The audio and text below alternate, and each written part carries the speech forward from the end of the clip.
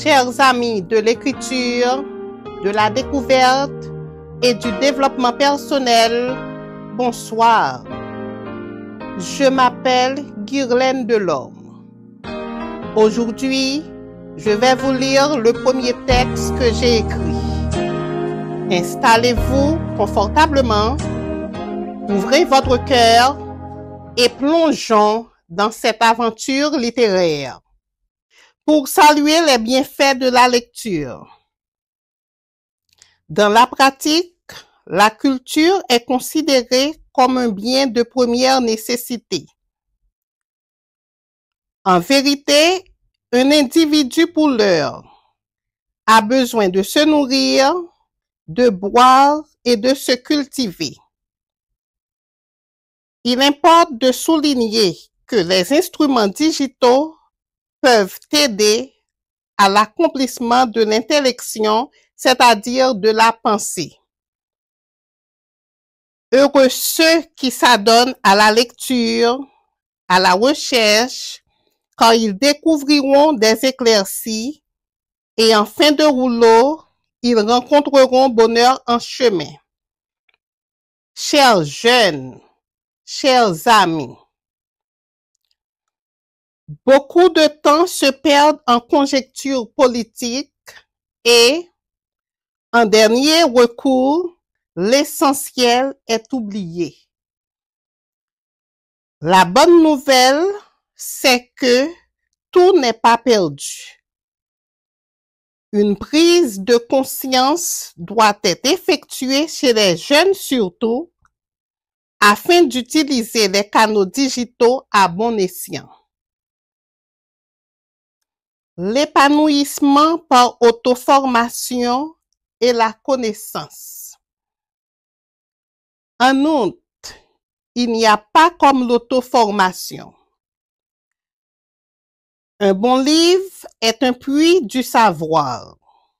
C'est pourquoi, en lieu et place de laisser l'esprit vagabonder, il serait mieux d'entrer en contact avec l'auteur d'un ouvrage. Le bénéfice en sera grand. Cette relation écrivain-lecteur est un binôme qui n'a vraiment pas de déception. En termes d'image, un individu qui veut évoluer dans la pyramide sociale a besoin de faire sa propre analyse. Cela sous-tend qu'il doit chercher à connaître ses forces et faiblesses, mais aussi les menaces et opportunités inscrivant dans le chaos de son univers. Ainsi donc, une personne qui détient déjà une profession devra bonifier ses compétences intellectuelles.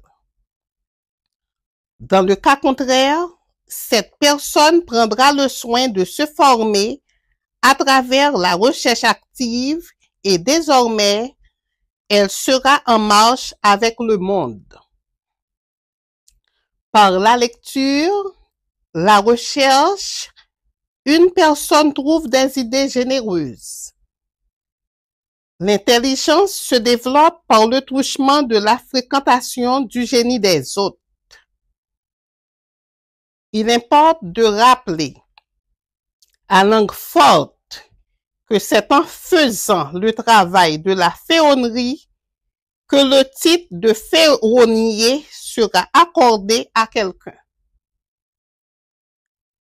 Les seniors confirmés dans n'importe quel domaine sont respectés pour leur détermination. Ils sont devenus des femmes et des hommes de science en lisant, en se formant et en dernière analyse, en travaillant d'arrache-pied. Néanmoins, tout le monde peut devenir une femme, un homme de grande culture. La quête du savoir à l'ère numérique. Pour y arriver, L'intéressé doit avoir une connaissance profonde dans son domaine d'expertise. De plus, il serait cordial que cet individu manifeste de la curiosité intellectuelle dans le souci d'avoir une très grande connaissance générale afin de mieux comprendre l'humanité.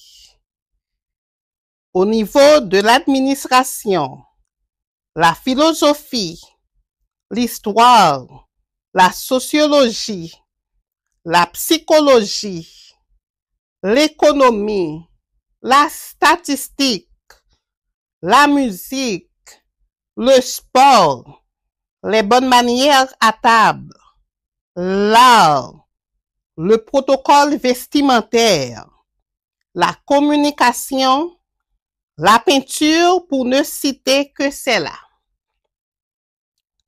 À l'heure actuelle, tout le monde a sa propre bibliothèque en main. Avec le téléphone intelligent, des livres peuvent être écoutés et achetés.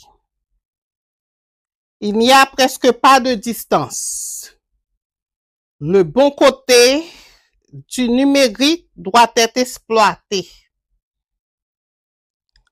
Les jeunes doivent en profiter pour aller de l'avant sur le plan intellectuel.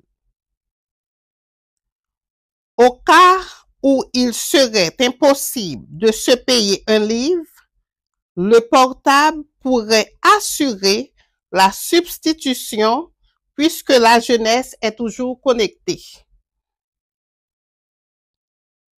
Il est conseillé à tout un chacun de se cultiver, d'accorder du temps à sa formation, de chercher à connaître ses points forts et de prendre une décision ferme pour transformer ses faiblesses en force. L'élargissement des horizons à travers la culture et le numérique. Chers jeunes, chers amis, ce qui est proposé dans ce texte n'est autre que la lecture. Elle est incontournable. Tous les corps de métier l'admettent. La recherche est indispensable. Lire, ce verbe, ce mot qui fait partie du dictionnaire français, mérite d'être pratiqué par tous. Il est bon de grimper l'ascenseur professionnel. Cependant, pour rester à la cime de la ligne hiérarchique, bien sûr, il faut du travail acharné. Il faut même une intelligence cruelle pour pouvoir devenir une machine intellectuelle. La vie sourit à ceux qui se lèvent tôt. Une personne qui veut réaliser ses rêves devra parcourir des kilomètres supplémentaires. Elle aura à conjuguer des normes pour remporter le prix. Car personne ne dort et le succès lui tombe du ciel. Cela n'existe pas. Ce que l'homme projette lui revient. Ainsi va la vie. Tout avantage a son lot d'inconvénients. C'est la loi de la nature, certes. Pour être sincère, la lecture est parfois fatigante. Elle rend esclave. Elle affaiblit les yeux. Elle exige beaucoup parce qu'elle est jalouse et absorbante. De plus, cette démarche a une légère conséquence sur la santé, car une fois démarrée, la personne aura besoin de consulter soit un oculiste pour ses yeux, soit un interniste pour contrôler son organisme. L'individu qui fait de la recherche son cheval de bataille deviendra rare. Les parents et amis auront à se plaindre. Cette initiative changera le comportement de la personne. Elle verra la vie sous un autre jour. Elle ne laissera pas de la place pour les conneries et se comportera comme un gagnant. Mais tel qu'il est, prendre soin de sa santé intellectuelle est merveilleusement correct. La quête de soi à travers l'évolution personnelle. Ne pas utiliser les moteurs de recherche, ne pas lire constitue un tissu d'erreurs. Il existe une ribambelle d'informations à travers la technologie qui est l'avenir. Chers tous, l'autorité, c'est la compétence. L'heure n'est plus au commérage. Le but de la philosophie de Voltaire est l'action. Socrate, Aristote, Montesquieu, Anténor Firmin, Oswald Durand n'ont pas connu cette technologie. En revanche, ce sont des grandes figures qui resteront gravées dans la mémoire de tout un chacun. Ces grandes têtes ont dû cravacher pour laisser une trace dans le monde littéraire. Il est recommandé à tout le monde de procéder à un autocritique en vue de prendre des dispositions adéquates pour son développement. Il est recommandé à tout le monde de procéder à un autocritique en vue de prendre des dispositions adéquates pour son développement personnel. La simplicité est merveilleusement différente de la médiocrité. Le vrai, le beau, le bien se discernent par la lecture. Les belles et nobles choses de l'esprit s'acquièrent par la recherche. L'argent, par ailleurs, est le nerf de la guerre. Cependant, il ne peut pas tout réaliser. Benjamin Franklin eut à dire: nul ne peut prendre l'argent de celui qui l'a mis dans sa tête.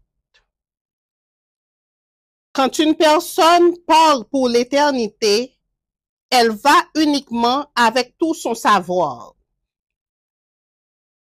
Autre part, la femme est considérée comme la forme la plus achevée de la création. Pour répondre à la commande, elle doit utiliser son cerveau, son ingéniosité, afin de démontrer qu'elle n'est pas émergée dans le monde professionnel, ni pour sa plastique, ni par effraction. À cause du défaut de cette beauté, elle doit déployer plus d'efforts que la gente masculine. La passion intellectuelle devrait être aimée puisqu'elle est moins décevante que beaucoup d'autres étreintes. Merci de votre très belle attention. Que Dieu vous bénisse.